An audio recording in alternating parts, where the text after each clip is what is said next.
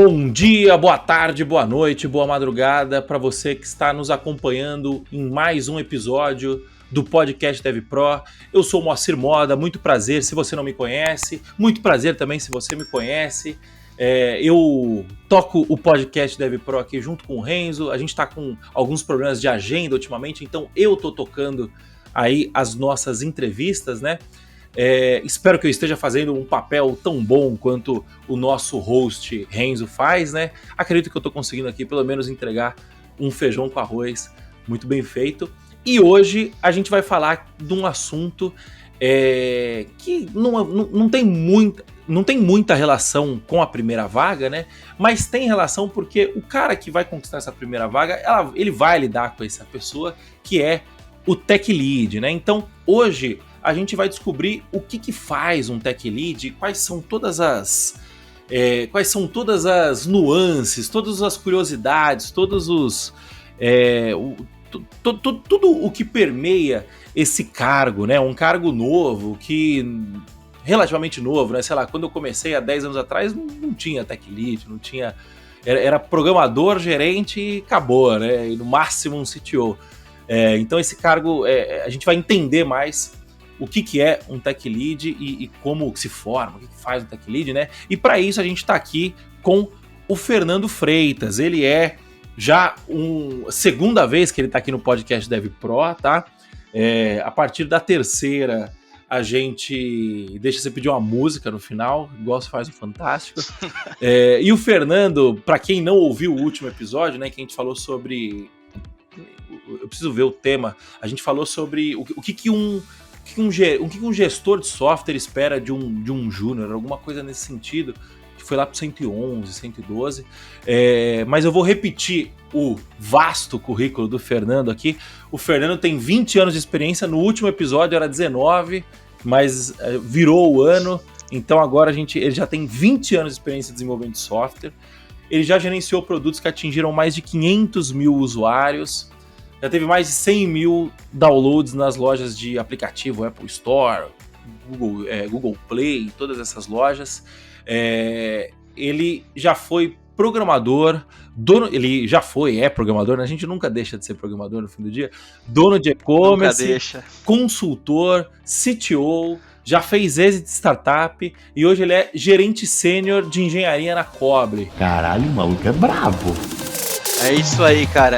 A gente conversou acho que em janeiro, no comecinho, né? Foi isso. A mesma coisa. E ele é um grande membro da comunidade Python, um grande membro da comunidade startup. Papai, com quantos meses tá sua filha já? 3 meses e meio, cara. 3 meses e meio. Legal pra caramba. Ele tá, acho que o que mudou, né, desse belo currículo foi que agora ele tá fazendo mentoria para quem quer se tornar um Tech Lead. Então, Fernando, seja muito bem-vindo mais uma vez ao podcast DevPro, cara. Boa, Moacir, obrigado pelo convite, é um prazer estar aqui com vocês de novo hoje. Eu lembro que foi muito legal a primeira conversa, a gente falando sobre júnior, o pessoal que está procurando aí a primeira vaga. E falar de Tech Lead para mim falar de uma coisa que eu curto muito, assim, liderança técnica. Eu curto bastante. Show de bola, cara. Seja muito bem-vindo e obrigado pela disponibilidade do seu tempo aí mais uma vez. Cara, vamos começar aqui então, né? Tech Lead, né? Tipo, o que faz um Tech Lead, cara? O que o Tech Lead faz no dia a dia? Boa. Cara, acho que eu vou voltar um pouco no tempo aí, que você comentou que há 10 anos não tinha o Tech Lead, assim, não tinha o cargo de Tech Lead. Né? E eu acho que até hoje não existe o cargo de Tech Lead. Sim. Existem algumas empresas que têm o cargo de Tech Lead, mas a maioria das empresas existe o papel de um Tech Lead. A gente importa muito esses nomes de fora do Brasil e tal, então Tech Lead, mas na minha cabeça seria qualquer pessoa que está exercendo a liderança técnica. Então, se você tem um time que tem muitas pessoas sêniores, você não tem o papel do Tech Lead. Às vezes, as pessoas são tão sênior no time que ninguém exerce esse papel. Uhum. Ou times que estão ali mais no começo, acho que é importante ter uma pessoa que vai estar ali representando o time, vai ser o líder técnico, porque essa pessoa é aquela que vai tomar a frente do time em várias situações, né? Então, vamos pensar aqui que a atribuição principal de um líder técnico é trazer viabilidade técnica para um projeto. Então, os projetos eles entram nos times de acordo com a maneira que o time trabalha. Então, por exemplo, um time de produto pode ter um PO ali, um PM, alguém que traz a necessidade do cliente para o time, ou um time que está ligado direto numa empresa mais tradicional, ali com o dono da empresa trazendo a necessidade para o time. A gente precisa de alguém de tecnologia para entender aquela necessidade, colocar ali num projeto, pensar como o projeto funcionaria, quebrar aquele projeto e colocar aquilo para ser feito, né? Então, acho que antigamente todo mundo fazia um pouco esse papel, não importava se você era júnior, pleno ou sênior, porque os times não eram tão bem formados, né? Você tinha núcleos muito menores de desenvolvedores. E era uma confusão toda, né? A área de computação era muito pastelaria, entrava uma coisa que você tinha que fazer e não necessariamente era a melhor solução, tanto é que a gente lida com esse legado do passado até hoje aqui, mas hoje em dia, como os times ficaram um pouco mais parrudos, né, se profissionalizou mais a questão de criar times de tecnologia, começou a surgir esse papel de alguém que viabiliza tecnicamente. Então, tem muito cara de um cara de projetos, só que é um cara muito técnico, porque ele consegue entender bem o que precisa ser feito, como você deveria fazer. Então, ele precisa elencar esses trade-offs de escolhas de tecnologia que ele vai usar, como que ele vai usar, e ele também precisa lidar com outras situações, né? Então, com os processos do time, com as pessoas no time, ele tem que ser uma figura muito central e que entende de vários aspectos diferentes da tecnologia para ele conseguir exercer um bom papel, né? Então, eu gosto bastante desse papel. Eu acho que, como você falou assim, né, que eu fui CTO de startup, eu fui CTO de uma startup bem no começo. Eu acho que o CTO, quando ele está começando uma empresa, ele não é exatamente um CTO, assim. O papel que você conhece de CTO, que as pessoas ouvem, é o CTO da Amazon lá, o cara que cuida de milhares de pessoas, né? Ou um CTO de uma empresa aí que tem 100, 200 devs.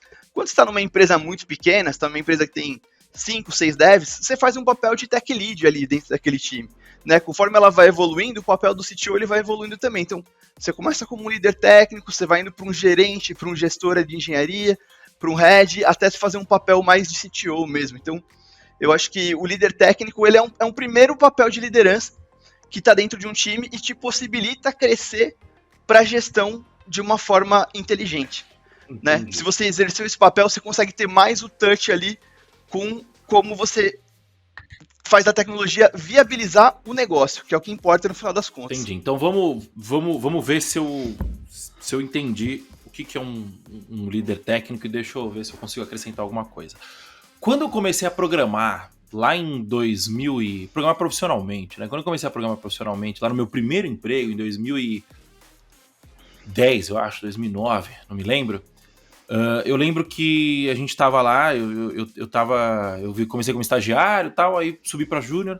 Eu lembro que quando eu era júnior, chegou uma demanda lá, tipo assim, olha, a gente precisa construir um projeto novo aqui, um software novo, esse software, ele vai fazer isso e tal, né? E aí chegou o nosso gerente lá com os requisitos do software. Aí eu lembro que a gente pegou, se trancou numa sala lá e ficou, cara, um dia inteiro modelando o banco, modelando a arquitetura, qual que é o software que a gente vai usar, qual que é o framework que a gente vai usar, qual que é a linguagem de programação que a gente vai usar, ponderando, trade-off. Só que a gente fez isso em grupo, mas tinha um cara lá capitaneando, que era o nosso gerente, né? Na época ele era supervisor de desenvolvimento. É mais ou menos isso. Quando a gente está falando do início de um projeto de software, o líder técnico é aquele cara que vai capitanear as decisões técnicas de um projeto. É isso? Faz sentido? Faz sentido. A gente não precisa pensar que essa pessoa toma as decisões. Pode ser um facilitador das decisões. Como você comentou, todo mundo no time estava junto ali na sala, pensando em como desenvolver. E essa pessoa que estava fazendo o papel de supervisor ali, de tech lead, na minha visão, ele estava facilitando o processo para tomada de decisão. né? Então, faz sentido, eu acho que a gente não tem essas coisas muito bem definidas na área, porque cada empresa tem uma necessidade diferente. Então, um tech lead pode exercer um papel um pouco diferente em cada empresa, pode ter um nome um pouco diferente em cada empresa. Mas a ideia é essa pessoa que pega isso, que vê essa demanda e consegue fazer aquilo virar realidade, colocar ali de uma forma que os desenvolvedores consigam entender o que precisa ser feito, não importa se você é júnior, pleno ou sênior, e consiga passar ali para quem está demandando aquilo uma projeção, ou um prazo, ou um tipo de serviço que sairá no final, qual que é o nível de qualidade que a gente vai trazer, o que a gente quer atender, quais são os pontos que a gente vai desenvolver de fato ali numa primeira versão, né? Então alguém quebra aquilo em versões. É um papel de um tech lead. Poderia ser um gerente de projetos antigamente também, né? Tinha esse papel que era um cara que só gerenciava projetos. Só que como você não tem hoje, existem, lógico, empresas que têm esse papel de gerente de projetos ainda, mas dentro do time você tem pessoas que podem ter essa capacidade, né, e tecnicamente gerenciar o projeto também. Então, acabou se difundindo aí entre vários nomes e várias pessoas, mas são as atribuições aí de um tech lead também. O tech lead, ele programa ainda? Cara, assim, tem várias pessoas que falam sobre isso, né, de várias empresas aí de fora do Brasil, já fiz benchmark e tal, e o que normalmente se fala é alguém que programa entre 30% e 70% do tempo, né? Então, imagina que você está num time grande ali, que você, como tech lead, é bastante demandado, tanto para conversar com stakeholders, como para conversar com o próprio time, ajudar a fazer pair programming, ensinar alguma coisa para o time, desenhar arquitetura.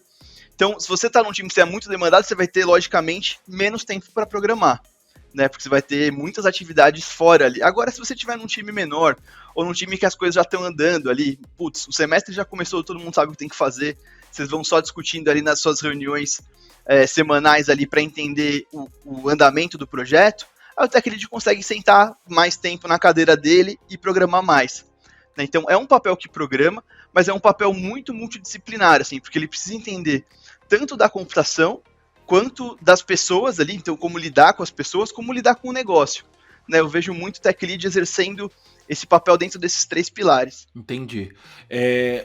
O dev sênior, ele é um tech lead? O tech lead é um dev sênior? Qual que é a diferença? Qual que é a semelhança dessas duas condições? Tem gente que fala que dev sênior é cargo e senioridade não é cargo, é condição, né? Tipo, você não é promovido a ser, você até pode ser promovido lá, o cargo sênior e tal, mas para você ser considerado um sênior, você tem que passar por diversas situações, né? Tipo assim, um sênior é forjado, né? Então, aspas feitas, qual que é a diferença entre o dev sênior e o tech lead, na sua opinião? Boa. Cara, eu acho que o tech lead, ele não precisa necessariamente ser um sênior, e aqui eu acho que algumas pessoas sempre ficam um pouco assustadas quando eu falo isso, mas eu acho que o tech lead ele poderia ser um desenvolvedor pleno também, né? Porque eu acho que para ser tech lead você precisa ter as suas soft skills muito bem desenvolvidas, né? Você precisa saber muito bem lidar com esse relacionamento interpessoal, você precisa saber conversar com pessoas e entender muito bem o que elas estão falando, colocar no papel, se comunicar de forma clara. Então, o tech lead poderia ser um pleno com boas soft skills, e em times ali mais de startup, em times mais iniciantes, você às vezes não tem o budget de ter um monte de gente sênior, você vai colocar plenos ali para executar o papel de tech lead. Inclusive, um pleno poderia ser tech lead até num time que tem outros sêniores ali, se ele for a pessoa que é mais indicada para o papel, que entende mais do negócio, que entende mais ali das pessoas do time, então ele poderia ser, e com o apoio do sênior ali para pensar mais na parte técnica, ele conseguiria crescer tecnicamente também, né? Então não necessariamente é um sênior, mas comumente é um sênior que exerce o papel de tech lead. Só que o sênior, ele tem alguns traits, né, que ele vai desenvolvendo ao longo da carreira, que poderiam levar ele até um tech lead. Só que a maior parte das pessoas que estão na computação, elas não estão aqui porque elas escolheram seguir carreiras muito ligadas a negócio, ou muito comunicativas. Então, não necessariamente você chega no cargo de sênior, muito pelo contrário, né? Então, você pode chegar no cargo de sênior e não tá com isso tudo bem resolvido ainda, né? E aí acaba sendo difícil você exercer um papel de tech lead, porque você tem que lidar com pessoas, tem que lidar com outros níveis de problemas que você não aprendeu na sua formação de engenheiro, né? Então, você acaba virando engenheiro de software, porque você quer lidar com o software, com a arquitetura, com a parte técnica. Mas essa parte mais do processo ali, dos negócios, das pessoas, você acaba tendo que desenvolver. Então, não necessariamente todo sênior pode exercer o papel de tech lead. A maioria acaba caindo no papel de tech lead, né? Você tinha um tech lead lá no seu time, o cara saiu, você é a pessoa mais sênior do time e falou assim, pronto, Moacir, você é o líder agora, cara, dá um jeito aí. E as pessoas caem nesse papel, e a maioria não sabe o que fazer, não sabe o que é esperado delas e tal. Então, até por isso que eu comecei a falar mais sobre liderança técnica, porque eu enxerguei acho que um vácuo que tinha aqui falando sobre isso na internet, né? Eu não via tanto conteúdo sobre isso. Eu falei, pô, isso aqui é uma coisa que é muito legal. Que se eu tivesse falado sobre isso lá atrás, ou alguém falando sobre isso lá atrás, quando eu estava nessa posição, teria me ajudado demais. E eu acho que hoje eu posso falar sobre isso para as pessoas, porque é uma coisa que eu gosto muito, e eu já ajudei um monte de tech lead a se desenvolver fazendo isso. Então eu fiquei bem contente de ter achado isso, assim, uma área que eu gostaria de falar mais nesse aspecto. Hoje você é um líder de tech leads, né? A gente pode falar assim. Cara, hoje como gerente sênior, né, eu acabo gerenciando, então, pessoas de todos os níveis, tá?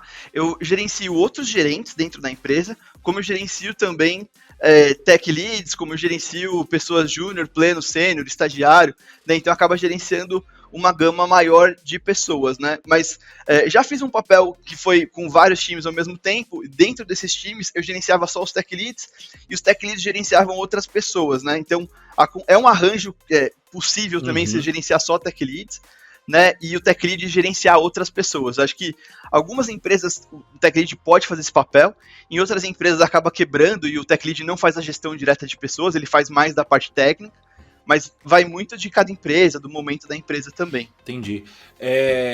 Vamos lá, né? Você falou algumas coisas e eu quero colocar aí os meus 2%. Os meus 2 centavos, perdão. Você falou, né? Porra, geralmente o cara ele faz engenharia, né? E aí engenharia, análise de sistemas, qualquer coisa que seja relacionada à programação, técnico de ensino médio, tecnólogo. E eu lembro que quando eu entrei na faculdade, entrou eu e um amigo meu, né? Os meus melhores amigos. E hoje ele trabalha com vendas e eu trabalho fazendo podcast, por exemplo, você entendeu? E aí, o que aconteceu, né? Eu lembro que eu entrei, eu falei assim, cara, eu não quero conversar com gente, eu não quero ficar interagindo com as pessoas, eu gosto de computador, eu gosto de máquina, né? Então eu vou ser um programador. Que sendo programador eu não vou precisar ter contato com as pessoas, não vou precisar... enfim, eu não vou precisar conversar com as pessoas. E... Não que eu até sou uma pessoa bastante extrovertida, né? O problema é que no dia a dia eu gosto de ficar quieto no meu canto, né? Eu sou filho único, eu sei viver bem sozinho, né? E aí, isso há 10, 12 anos atrás até fazia algum sentido, porque a grande maioria das estruturas das empresas era o quê? Era o time de programador. Aí você tinha um time de aí você tinha um gerente de projetos coordenando aquele projeto, PO, Tech Lead, não existia, né? Pelo menos não com essas nomenclaturas. E aí você tinha o analista de requisito. O que era o analista de requisito? Era o cara que ele ia no cliente final, né? E aí o cliente final pode ser, por exemplo, se você é programador de uma empresa de... Aconteceu isso comigo uma época. Eu trabalhava num laboratório farmacêutico, e só que a gente desenvolvia o software que dava suporte à operação. Então o nosso cliente final era o cara do RH, o cara do financeiro, né? A pessoa do financeiro. Então o analista de requisito ele ia lá no financeiro, levantava todos os requisitos que eles queriam que eu arrumasse lá no software e trazia pra gente, a gente programava. Aí depois ele ia lá no cara na mina do RH. A menina da RH falava assim, olha, eu quero isso, tal. Aí ela no cara do departamento pessoal falou, olha, eu preciso arrumar esse campo aqui e tal, e a gente programava. E aí era lindo, né, porque a gente só conversava com a analista de requisito. Isso em 2010 começou a mudar já, né? Começou a vir muito cultura ágil, né? Metodologias ágeis de gestão de software, desenvolvimento de software, Extreme Programming, né? Que aí era um jeito novo de desenvolver, né? Isso começou a mudar muito, e o que vem acontecendo de 2010 até hoje em dia, a gente está em 2022, é que os papéis se misturaram. Então você tem um. E aí você me corrija se você discordar de mim, né? Os papéis se misturaram. Então, você tem um programador que não existe hoje em dia, um programador que não vai falar com o cliente. Sabe? Pode não ser o cara que não fale todo santo dia, mas não existe um cara que não vai sentar do lado do cliente até existe, mas tá errado, na minha opinião. O cara tem que sentar ali do lado do suporte e entender o que o cliente está assistindo, o que o cliente está reclamando, qual que é a tela que o cliente está vendo. O programador tem que consumir o software que ele produz de alguma forma, né? E aí, só que eu acho que ainda não virou a chave para a grande maioria dos programadores que o papel dele não é mais técnico, né? Porque eu não sei se são todos, não sei se estão, obviamente não são todos, né? Mas tipo, eu sempre tive a sensação que o programador ele programa pela programação, pelo código bonito, pelo teste bem escrito, pela interface funcionando e tal.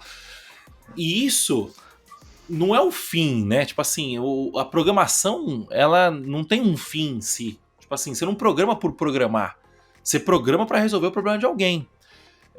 E quando você tá programando pela programação, o que tá acontecendo é que você não tá conectando com a pessoa do outro lado. E aí, quando você tá falando de resolver o problema de alguém, a gente falou isso muitas vezes aqui em muitos episódios, você pode resolver o problema de uma pessoa sem ser com software. Você pode, sei lá, a pessoa quer...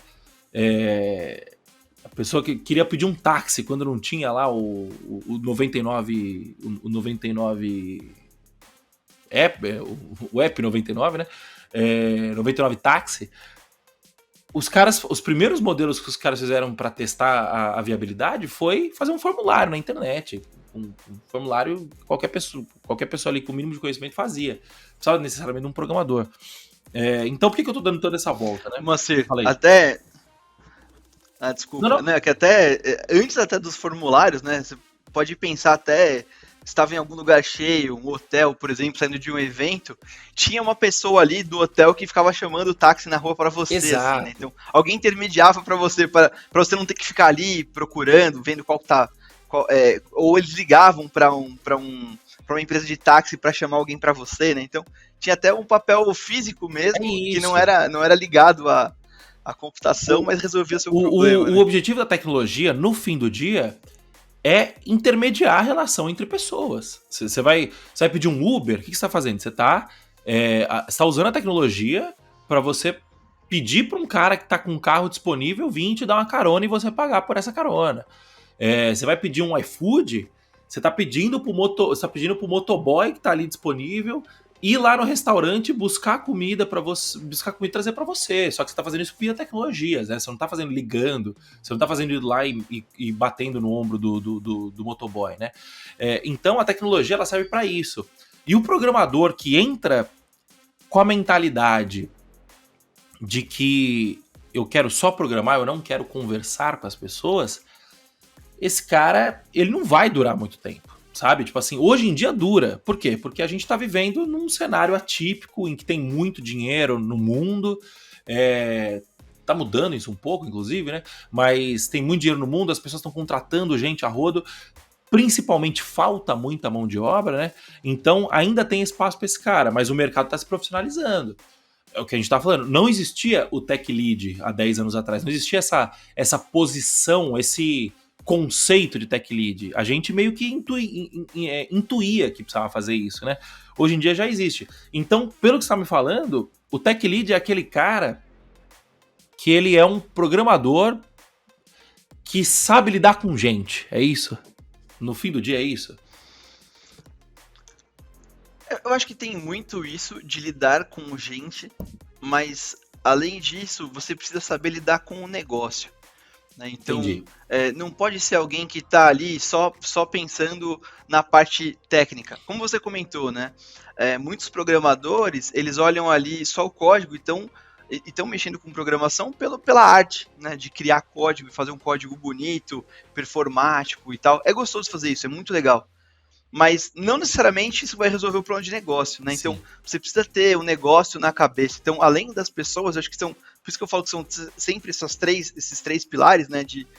Um pilar técnico mesmo, um pilar de pessoas, porque você vai ter que lidar com as pessoas, e esse pilar de negócios, né? De você conseguir traduzir os requisitos para uma coisa que você consegue fazer. E você vai precisar negociar bastante, você vai precisar entender qual que é a necessidade primária que estão te pedindo ali para você conseguir desenvolver uma solução que atenda ao cliente. Acho que o que você está comentando, assim, eu vivi muito essa época, né, tipo, pré-2010 ali, que não Era o tinha nem webmaster. back-end e front-end, você lembra? a gente não tinha esse nome ainda, não tinha tech lead, não tinha nada disso. Era webmaster, às vezes tinha até um web developer, assim, eu não lembro nem como que era, mas era web developer, webmaster, não tinha muito nome, analista, era mais ou menos assim que a Programador, gente se né? Eu chamava. acho que os cargos que eu tive na minha carteira de trabalho foram sempre como analista programador, era isso. Analista programador, exatamente, né? Então, a gente não tinha essas definições todas, só que, pensando bem, a área era muito menos colaborativa. Sim. A gente não tinha o GitHub, a gente não tinha isso, né? A gente tinha algumas ferramentas até para você subir código, fazer o conversionamento, mas não tinha... cada um tinha um repo, né? E meio que tinha uma centralização ali, mas você só fazia, só comitava no central, né? Então usava lá, sei lá, um SVN da vida. E quando surgiu quando surgiu o Git e surgiu o GitHub, você começou a ter muito mais código no ar, foi muito mais colaborativo, construir código em cima do código de outra pessoa. E eu acho que a paulada veio mesmo da área ficar super colaborativa quando a gente começou a ver o sucesso de algumas startups pelo mundo afora aí, seguindo conceitos do Eric Ries, né, do Lean Startup. Porque você começa a colocar a sua equipe inteira, né, para resolver um problema. Então, a ideia do Lean Startup é, cara, como é que eu aprendo super rápido e como que eu aprendo o problema principal que eu preciso resolver, né, que o MVP ele serve para isso, assim. Então, você entregar valor super rápido. E eu acho que na hora que começaram a perceber isso, o valor que trazia para essas empresas, o quanto essas empresas cresceram, porque elas não desperdiçavam tempo fazendo coisas erradas, as empresas começaram a querer copiar esse modelo. Se você pensar como era antes, era cada desenvolvedor fazendo uma feature. Não tinha isso de 2 desenvolvedores na mesma feature, ou um time inteiro, cada um fazendo um pedaço. Não, era cada um numa feature, e olha lá, a gente não tinha métrica para saber se a feature estava sendo utilizada ou não estava sendo utilizada. Não é verdade? Explica pra gente o que é antes da gente continuar, explica pra gente o que é um desenvolvimento colaborativo pro cara que tá lá do outro lado e que ainda não tem essa vivência de programação, de entender como funciona o dia a dia de um programador. Beleza. Hoje, principalmente para quem está estudando, a pessoa não tem noção de como que é trabalhar na área de computação. Mas quando você está dentro de um time, as pessoas elas tendem a se ajudar muito, assim. Então elas fazem algumas práticas como o pair programming, né? Pair programming é quando você senta com outro desenvolvedor e vocês codam ao mesmo tempo.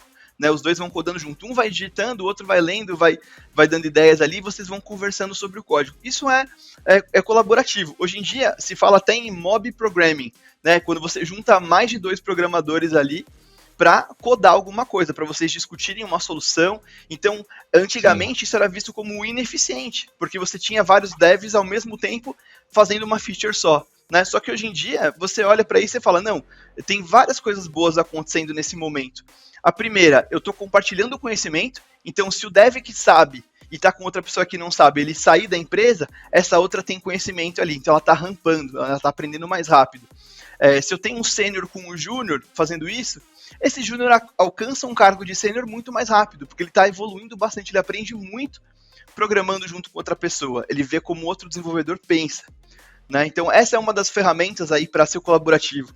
Outra é o code review, né? Antigamente também não tinha essa cadência de code review que se tem hoje. Hoje em dia você faz ali seu pedaço de código, você coloca aquilo num PR, manda pro Git, e outra pessoa vai olhar seu código, vai aprovar seu código, vai comentar, vai te dar, vai falar sobre melhorias do código. Então, é muito colaborativo, tanto para o desenvolvedor, porque ele aprende muito mais, ele encontra os erros muito mais rápido, e para a empresa acaba sendo, você tem várias pessoas no mesmo problema, só que você tem certeza que aquele problema, você tem que ter, né? Certeza que aquele problema é o problema certo para resolver. Então, exatamente o que você comentou. Se o desenvolvedor ele tá ali conversando com o cliente, ele está entendendo qual que é a dor do cliente, a chance dele entender errado é menor, porque ele vai ver como que o cara está usando.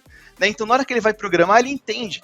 Se tem vários intermediários ali no meio, né, vários analistas de requisito, quando chega para ele, ele olha e fala, acho que é isso aqui que tem que fazer, e faz a coisa errada, entendeu?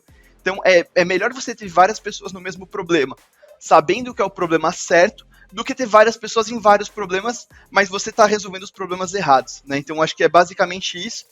E a área foi evoluindo para ser mais colaborativa. Né? Então, a gente começou a ser muito mais, trabalhar muito mais em grupo, muito mais em conjunto. Então, esses papéis foram evoluindo. Né? O papel do Tech Lead acabou fazendo sentido, porque você tem várias pessoas ali e você precisa alinhar todas elas para estar em prol de um objetivo comum, garantir que está todo mundo escrevendo código com a mesma qualidade, né? Todo mundo está pensando da mesma forma, que a gente não está criando loucuras ali no meio do código também, porque cada um está falando uma língua diferente. Beleza, isso é um ambiente colaborativo, né?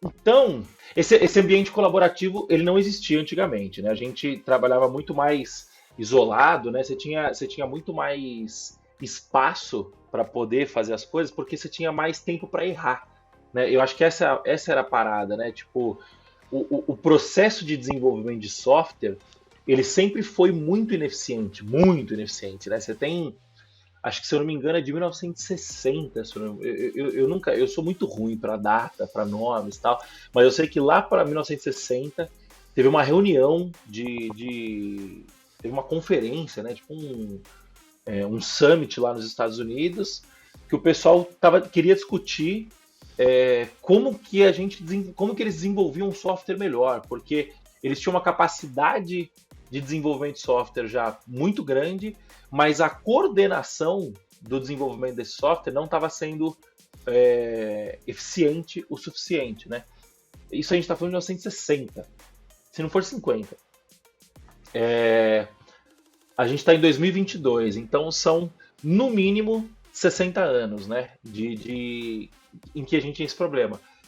E, cara, o problema só foi mudando, né? Então, sei lá, por exemplo, na faculdade, eu aprendi um negócio que eu acredito que não exista mais, eu torço para que não exista mais, que é um negócio chamado UML. Você aprendeu isso também na faculdade? Cara, eu acho que eu aprendi isso em algum lugar, ou no curso técnico, sei lá. Acho que eu cheguei a ver isso, fazer alguns. Tem gente que ainda aprende, cara. Eu já entrevistei gente que me falou que gosta de fazer o ML. Então, o que é um ML, né, para você que está aí do outro lado?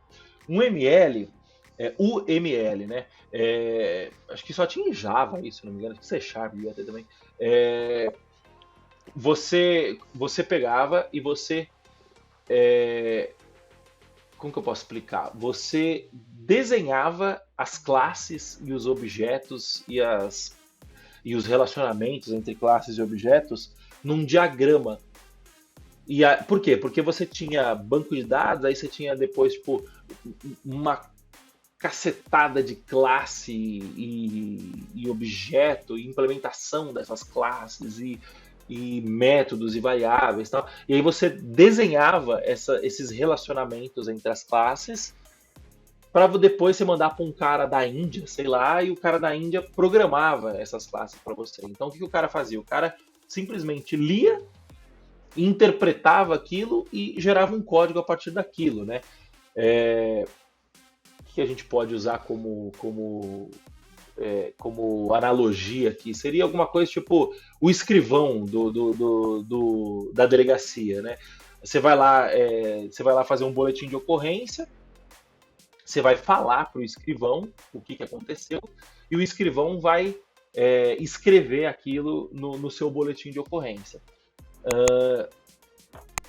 Quando você... Isso em 2000 de 2000 até acho que no final dos anos 90, até o comecinho ali de 2010 mais ou menos, você tinha bastante isso. Por quê?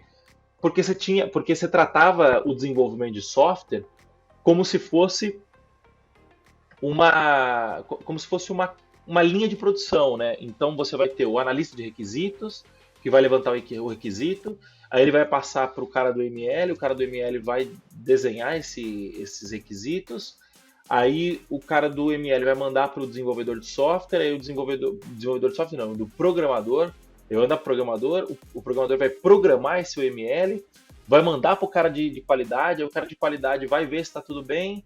Se der tudo certo, aí vamos fazendo isso, fazendo.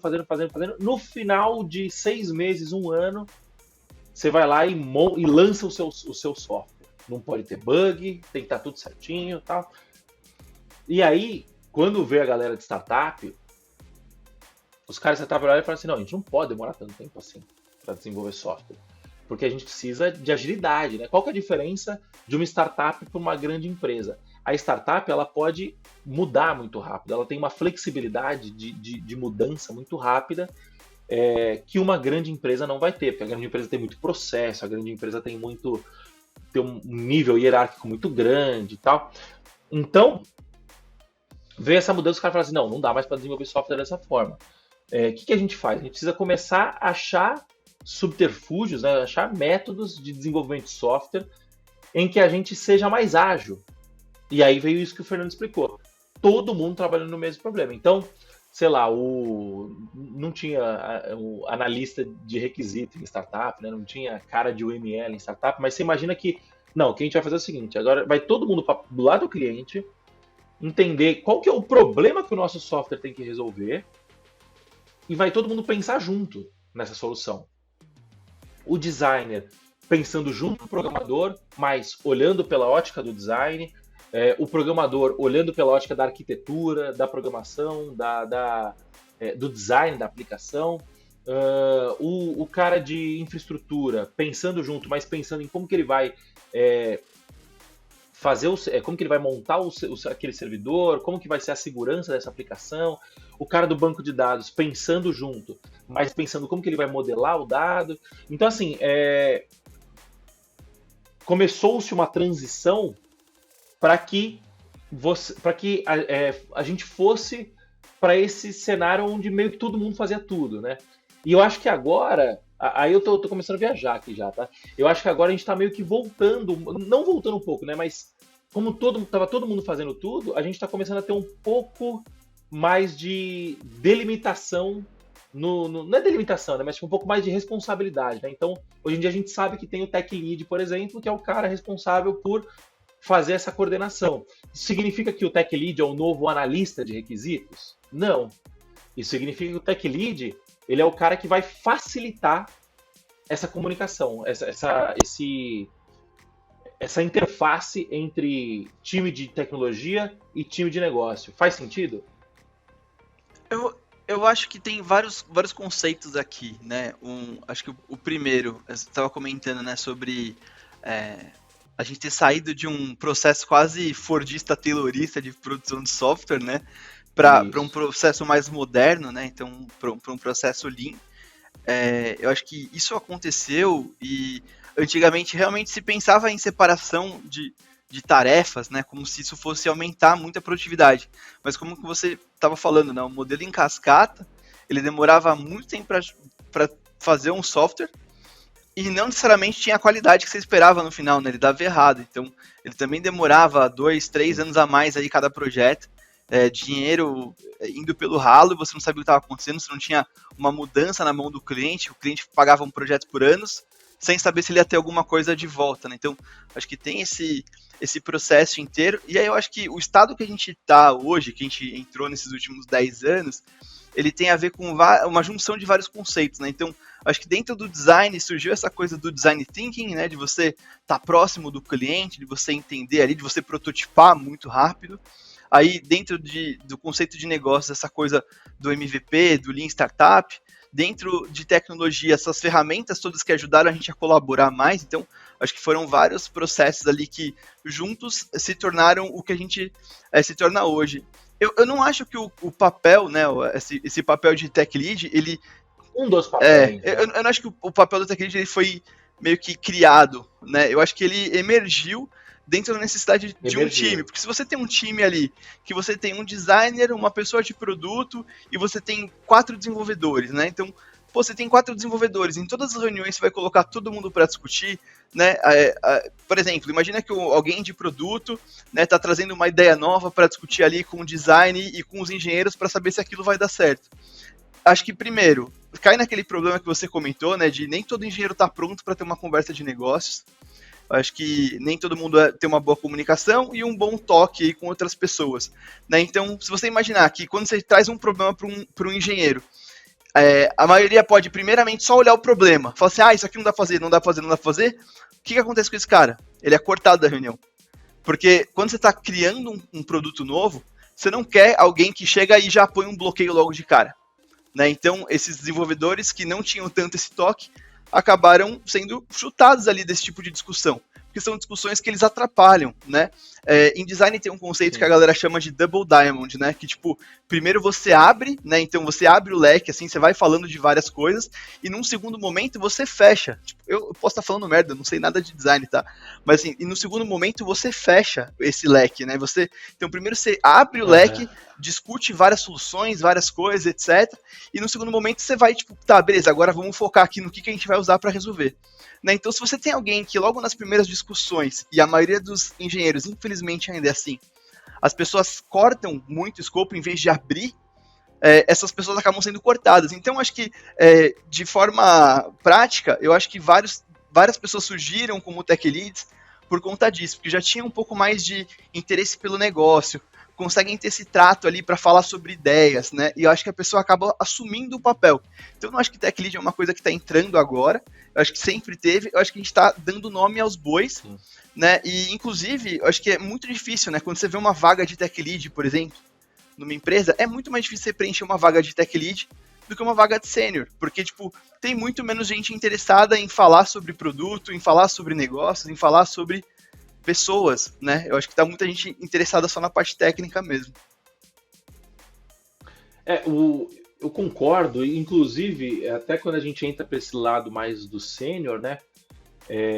Tem um conceito, que eu não sei se você já ouviu falar sobre isso, que são os Brilliant Assholes. Já ouviu falar disso? Eu já ouvi falar de Brilliant Jerk, se não me engano. Mas acho que é a mesma coisa. É a mesma coisa. O que é um Brilliant Jerk, um Brilliant Asshole? É o cara que ele é brilhante, mas ele é um babaca, você entendeu? E, cara, tem muito programador sênior que acaba enveredando para esse lado, né? Porque o que acontece? O cara é muito bom, ele é muito bom de programação geral, tecnologia no geral, conhece muito, só que ele não sabe lidar com as pessoas, ele não sabe lidar com pessoas de modo geral. Só que ele tem até aí, a grande maioria dos programadores é mais ou menos assim, né? Só que o Brilliant Asshole, ele tem um terceiro elemento que ele é arrogante. Então você quer abrir sua startup agora, você coloca aí você pode contratar um Brilliant Asshole, porque ele vai trabalhar muito bem sozinho, ele vai pegar, vai tirar a ideia do papel, vai fazer um código muito bom, muito provavelmente e tal. Mas você não consegue colocar um Brilliant Asshole, por exemplo, ou um Brilliant Jerk, para trabalhar como tech lead. Por quê? Porque esse cara, ele vai fazer o contrário, né? Porque o tech lead, ele é o cara que vai conseguir meio que equilibrar todo mundo, conversar com a área de negócio, conversar com a área técnica, entender, saber priorizar, saber arquitetar. E esse cara não, esse cara vai pegar e falar assim, não, tem que fazer do meu jeito, tem que fazer... tem que ser dessa forma que eu acho, você é burro, você não sabe o que eu tô falando, a gente não dá pra discutir com você. Você já passou, você já teve colegas de trabalho que eram arrogantes desse jeito, que eram escrotos desse jeito, e como que você lidou com essa galera, né? Até olhando pelo âmbito da gestão como um todo. Boa. Cara, eu já lidei como membro de time, né? Então, mas nas situações que eu lidei, eu não era assim, eu trabalhei como consultor lá para a GoNow há um tempo, E então eu tava quarteirizado, né? Tava colocado dentro de uma empresa, de um time ali, eu não tinha tanta voz, assim. Tipo, tava num time formado com outras pessoas de outras consultorias ali também. Já tive que trabalhar com Brilliant Assholes aí. E era ruim, assim, porque era alguém que deixava o time inteiro de uma forma. Assim, você fica acuado de falar, você fica acuado de dar sua opinião, porque tem alguém ali que tá sempre se colocando como um amigo meu chamava de o nerd alfa dominante.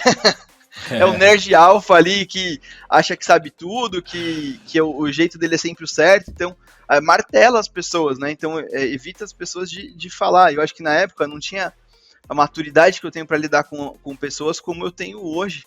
Né, então era muito difícil para mim para lidar. Normalmente eu me posicionava só, falava o que eu achava e tal, não entrava muito em conflito, né? Mas conforme eu fui evoluindo na carreira e fui indo mais para gestão, várias vezes eu tive que lidar com pessoas nesse sentido, sim. A maioria das vezes acabou culminando em demissões, né? Não tem como, pelo menos eu não consegui transformar uma pessoa que é muito arrogante, que acha que sabe muito e que tem zero habilidade com outras pessoas, né, numa pessoa que é culturalmente boa para uma empresa. Né, porque você pode ser tecnicamente muito bom, só que se você não tiver uma cultura boa, você acaba prejudicando o time, você aumenta a rotatividade, as pessoas não querem trabalhar com você, as pessoas pedem para trabalhar em outros times, você acaba prejudicando muito o negócio. Então, existe esse mito, e acho que é dessa época que a gente, em tecnologia, era menos colaborativo, que eu chamo de o programador das cavernas. Porque as pessoas às vezes acham, se eu tiver um programador numa caverna com internet de alta velocidade, você joga umas pizzas para ele lá, e ele vai entregando o melhor código da melhor qualidade possível. Só que os códigos hoje, né, tipo, os programas que a gente cria hoje, eles são muito complexos.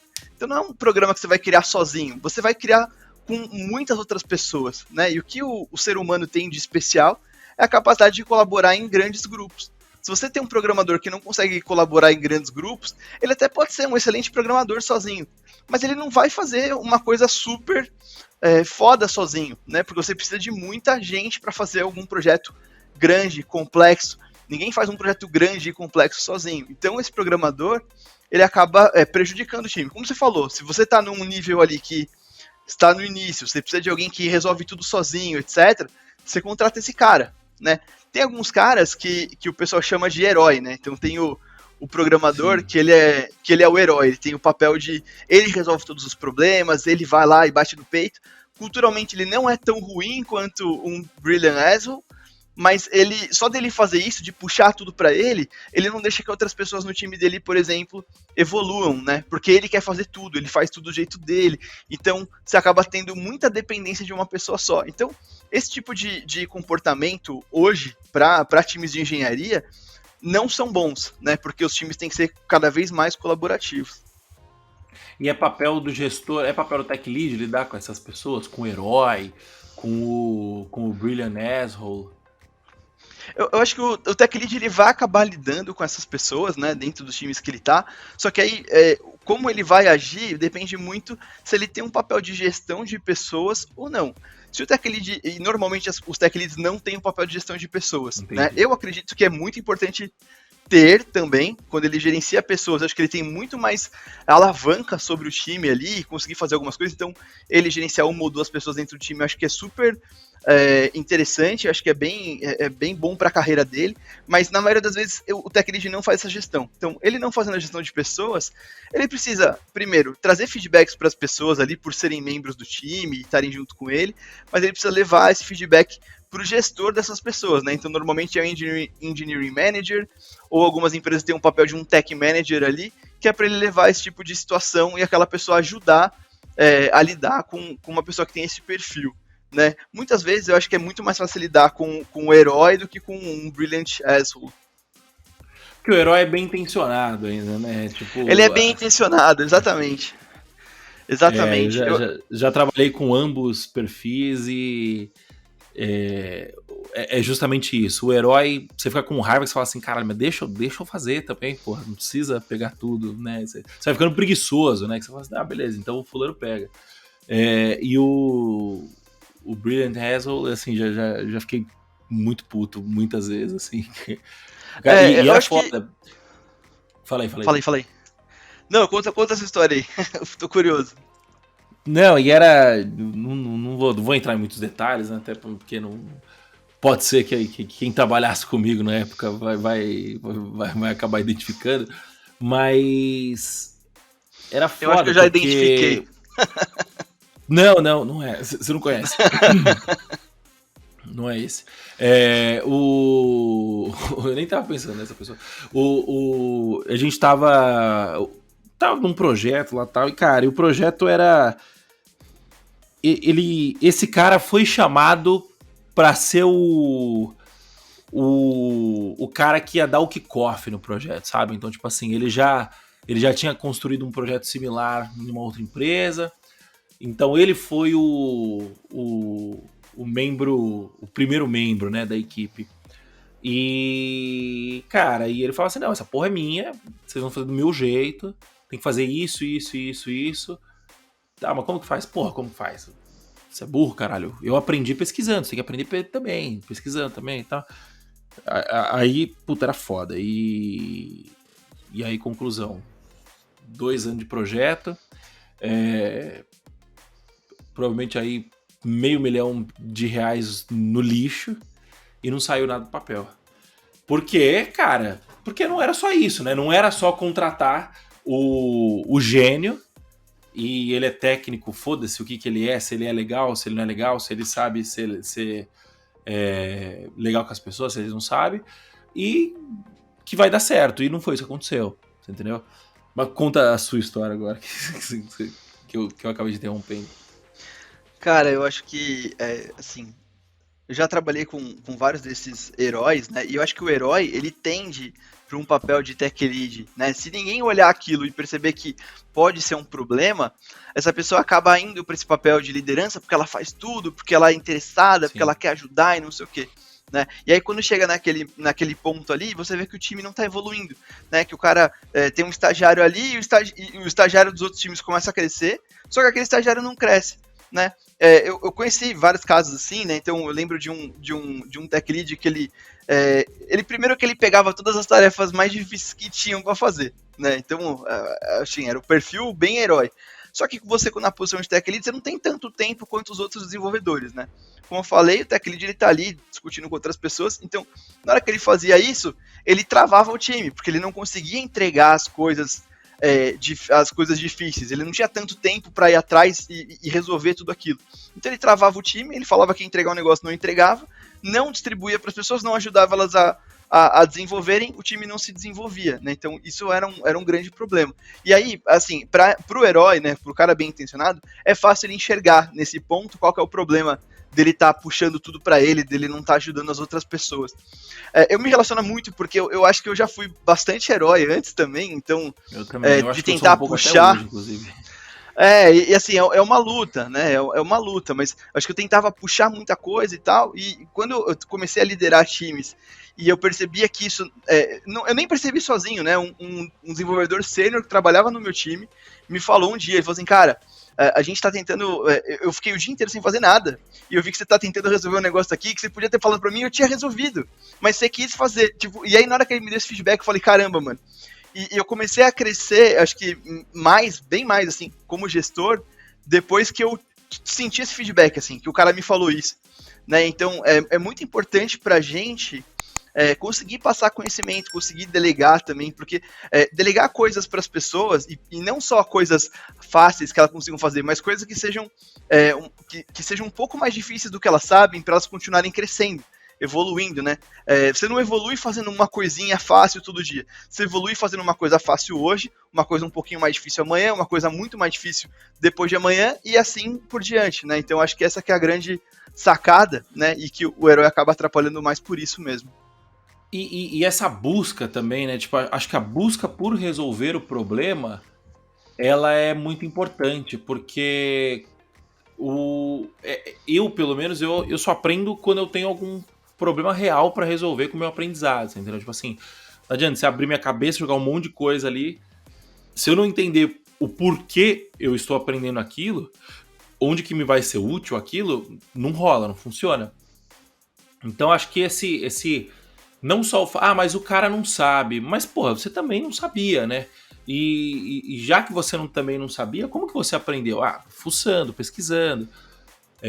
Mas a pessoa não tem a capacidade de pesquisa que eu tenho. Não sei, você tá sendo meio arrogante de assumir isso, né? De imaginar que você é melhor que outra pessoa, né? Tipo, tem que dar um voto de confiança pra pessoa, né? Eu acredito nisso também, cara.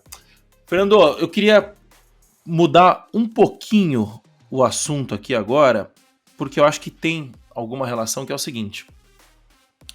Você começou...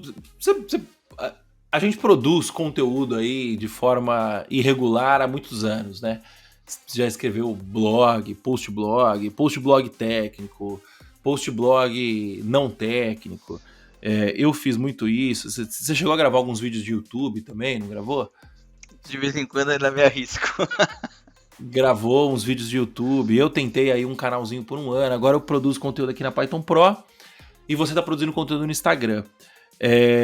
O que mudou na sua vida, na sua carreira, no seu... em você como profissional e até como ser humano, depois que você começou a produzir conteúdo, né? Ou seja, depois que você começou a produzir conhecimento para outras pessoas na internet. Legal. Cara, o que você falou, assim, eu produzo conteúdo há bastante tempo já, então acho que eu comecei com conteúdo não técnico, né? Então, pensando até na época da faculdade, eu tinha um blog de música, assim, e sempre gostei de escrever, de falar um pouco sobre as coisas que eu tava pensando. Mas eu fui criar um blog mesmo meu e criar conteúdo, acho que em 2015, né? E, cara, foi excelente. Eu fiz de algumas coisas que eu tava procurando, que eu tava tentando resolver alguns problemas, não encontrava em lugar nenhum. E eu falei, beleza, eu vou resolver esse problema, vou escrever em algum lugar, vou fazer um post sobre isso aqui. Acho que é a hora de devolver um pouquinho do que eu tanto chupinho da internet por aí, né? E eu comecei a fazer isso. E foi super legal, assim. Primeiro que eu tive contato com várias pessoas através de coisas que eu escrevi. Então, eu acho que o primeiro que eu fiz... Eu acho que foi sobre um data scraping que eu fiz para pegar um crawler, né, que eu criei para buscar dados ali do Mercado Livre, se eu não me engano. Né? Então, eu busquei todas as empresas que tinham no Mercado Livre, fiz isso para um chefe da minha irmã. Ela falou assim, os caras estão querendo fazer uma coisa aqui e tal. Eu falei, deixa eu falar com ele. Eu tava, sei lá, num mês sem fazer nada em casa. Eu falei, deixa eu falar com ele. Eu falei com ele, vi o que era, e eu fiz e mandei para ele e pus o código na internet, fiz um post, assim, deixa eu falar disso aqui. E foi legal pra caramba, assim, sabe? Aquilo me colocou em contato até com um antigo chefe que eu tinha, com pessoas, assim, que eu não tinha contato há algum tempo. Eu falei, pô, legal fazer isso. E aí depois eu comecei a fazer alguns conteúdos também. Então eu falei até um pouco de startup, falei um pouco de coisas técnicas. Cara, falei sobre, sei lá, dockerização no Django, e o pessoal de engenharia do Uber tweetou o artigo que eu escrevi, sabe? Tipo, cara, então eu tive bastante... coisas legais que aconteceram comigo, pessoas que eu conheci por conta disso, negócios que me geraram por conta de post, de coisas que eu fiz na internet, e até pessoas que trabalharam comigo, né, quando eu tinha startup, pessoas que trabalharam comigo que me conheceram pelo meu blog. Então, eu acho que é uma coisa muito, muito bacana mesmo. E uma parte que ninguém fala é que quando você escreve, você aprende também. Então, quando eu tô ali ensinando alguma coisa técnica para as pessoas, eu acabo aprendendo muito, né? Porque você tem que pensar sobre aquilo que você está criando e tal, então é bem bacana. E hoje eu estou criando conteúdo ali para o Insta, né? Falando mais de liderança técnica e tal. E assim, cara, me coloca em contato com tanta gente que é bacana, com umas histórias bacanas, pessoas que eu posso trazer para trabalhar comigo, pessoas que eu posso realmente fazer algum negócio no futuro. A gente nunca sabe, então é bom a gente criar esse network, né? Quando você cria conteúdo, você abrange muito as pessoas que você encontra por aí, né? Então é muito bacana mesmo. É isso, eu puxei, eu sabia já qual que ia ser a resposta, porque acho que produzir conteúdo e você vê que você começou documentando o que você fez, né? Você simplesmente virou e falou assim, olha, eu fiz isso aqui e tá aqui. sabe, não ensinou nada, você simplesmente falou, olha, eu fiz isso aqui, deve ter feito ali algum comentário em cima, foi legal por causa disso, mas, cara, você simplesmente documentou a parada, né? E tem um amigo meu, que já foi entrevistado aqui no podcast, inclusive o Éder Christian, que ele fala sobre learning in public, né? Ou seja, você está aprendendo em público. E eu acho que quando você produz conteúdo, uma das formas mais simples de fazer isso é aprender em público. Então, por que eu trouxe esse tema aqui, né? Porque a gente tá falando, porra, tech lead, o caminho que o cara faz para virar um tech lead, qual que é o papel do tech lead e tal. Você vê que no fim do dia, o que é um tech lead? Um tech lead é um programador safo, sabe? Tipo assim, é um cara que... É o cara que... que consegue conversar, consegue entender de negócio, que consegue entender de programação, e esse cara, essa sagacidade, né? Quando a gente foi colocar o nome aqui do podcast DevPro, a gente queria trazer esse conceito, né? Um conceito do cara malandro, do cara vivido, sabe? Só que sempre, toda palavra que a gente encontrava sempre pendia para algo mais pejorativo, né? Aí a gente achou o Pro. E eu acho que é isso, tipo, o cara tech lead é o cara que é esperto, que é safo, que sabe conversar, que sabe lidar com o programador, mas também sabe lidar com o cara que sabe lidar com a pessoa com o time de negócio, sabe lidar com o gerente, com o C-level, sabe lidar com o cara da infra, sabe lidar com o DevOps. Então, assim, é um cara que consegue navegar ali bem em todos os lugares. E eu acho que produzir conteúdo, primeiro, te abre a cabeça para você aprender mais, que quando você produz o conteúdo, você fixa melhor, né? Você organiza, só o fato de você organizar as ideias para poder fazer um post, um vídeo, um story, o que for, só o fato de fazer isso já reforça o aprendizado na sua cabeça. Mas, principalmente, você conhece gente. E quando você conhece gente nova, quando você se relaciona com outras pessoas, você vai aumentando e expandindo a sua cultura. E aí você vai olhar e falar assim, caramba, o fulano tá fazendo isso aqui na empresa dele, né? Se eu fizer isso aqui na nossa empresa, trazer isso para a empresa, por quê? Porque você bateu um papo com o fulano. Por que você bateu um papo com o fulano? Porque o fulano te mandou um direct porque ele viu um story seu lá, ou porque ele mandou uma pergunta, ou porque ele fez um comentário no seu vídeo, no seu blog. Então, assim, eu acho que uma das maiores dicas que eu dou para você ser um programador safo, ser um cara que não é simplesmente um gerador de código, um escritor de código, mas sim um cara que sabe utilizar a programação como meio, como ferramenta para resolver o problema da pessoa que está do outro lado. Uma das coisas que eu recomendo muito é você produzir conteúdo sobre o que você está aprendendo, sobre o que você está pensando, enfim, escreve, coloca no papel, publica, porque isso só vai trazer ponto positivo. Você concorda comigo com essa palestra que eu dei aqui agora?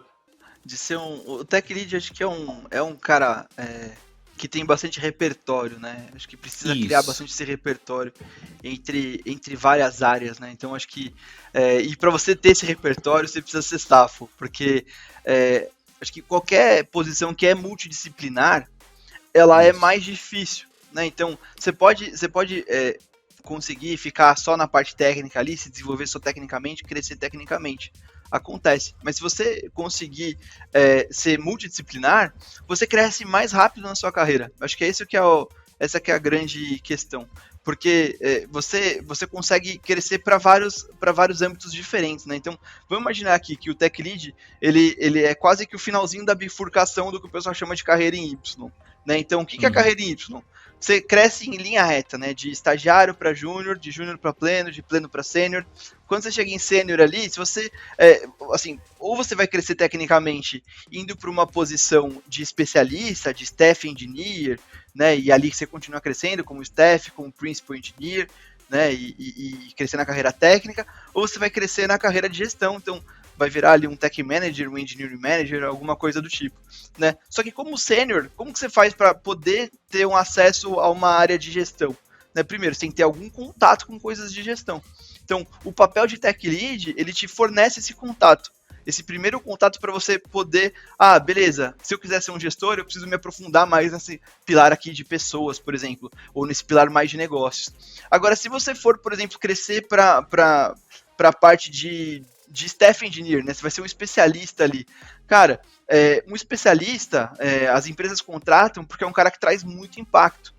Né? E para você ter muito impacto, você precisa gerenciar um projeto que vai, às vezes, perpassar um time, vai ter 1, 2, 3 times, ou um projeto que você vai ter que angariar pessoas ali, então você precisa ter uma boa comunicação, você precisa organizar bem esses projetos, então fazer coisas que um tech lead faz. Então o tech lead é o primeiro papel ali importante para você conseguir crescer além de ser sênior, né? Então eu vejo muito assim, então você precisa ser safo, no sentido de entender que, cara, eu vou trabalhar pra caramba. O tech lead, ele trabalha mais, assim, acho que é um cara normalmente que ele se esforça muito, mas ele vai conseguir ultrapassar uma barreira de sênior ali, que tem gente que a gente conhece que tá há 10, 20 anos no mercado e não conseguiu ultrapassar, porque tá ali fazendo feijão com arroz, fazendo um ótimo feijão com arroz, bem feito, de vez em quando um franguinho, mas não tá fazendo ali uma comidinha francesa de vez em quando, né? Então acho que é isso que tem que fazer. Um bife Wellington, não tá fazendo um bife Wellington, ótimo. Como é que chama aquele? Não tá fazendo um aligô, né? Não sei nem o que é isso, cara. É do Masterchef. Boa. São os pratos do Masterchef. Cara, muito legal, cara. Muito obrigado pela sua presença. Eu acho que a gente conseguiu enveredar a discussão aqui com uma discussão muito boa. Eu adoro quando a gente entra nessas discussões mais filosóficas, né, sobre quais são os nossos papéis, né, como programador, como tech lead, como o que for, né, e eu acho que isso trazer essa discussão, eu acho que falta discussão desse tipo, desse nível,